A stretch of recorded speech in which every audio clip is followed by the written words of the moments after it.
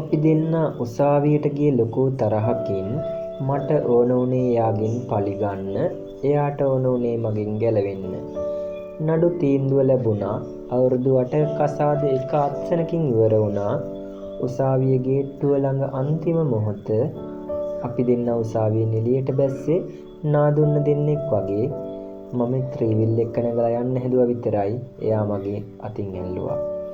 එයාගේ ඇස්වල තිබුණේ තරහක් නෙවෙයි මහා ලොකු තෙහෙට්ටුවක්. එයා මගෙන් ඇහුවා නෝනා දැන් ඔයාට සතුටුද? අපි දෙන්න දිනුවා. ඒත් අද ඉඳන් අපේ පැටව් දෙන්න තාත්තෙක් නැති අනාථෙක් වුණා නේද? ඒ වචන ටික මගේ පපුව හාරගෙන ගියා. මට උත්තරයක් දෙන්න තිබුණේ නෑ. මම අහක බලාගෙන ගෙදර ආවා. ගෙදර තිබුණු මහා පාළුව. ගෙදර ඇවිත් දොර අරිද්දි වෙනදා වගේ තාත්තේ කියලා දුවගෙන එන ළමයි බලාගෙන හිටියා. මම විතරක් එනවා දැකලා මගේ පොඩි පුතා බෑග් එක අවුස්සලා ඇහුවා අම්මේ කෝ තාත්තා? තාත්තා අද එන්නේ නැද්ද?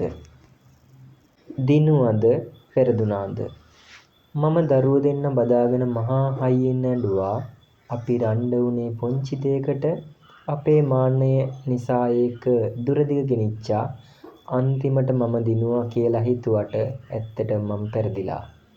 දැන් මේ ගෙදර නිදහස්. හැබැයි මාරම පාළුයි. තාත්තා කෙනෙක් නැති ගෙදරක මොන නිදහසක්ද? විවාහක අයට කියන්න තියෙන්නේ රණ්ඩු වෙන්න තරහ වෙන්න. හැබැයි කවදාවත් දික්කසාදයකින් තැන්ට යන්න එපා. පොඩි දේවල් ඉවසන්න පුරුදු වෙන්න.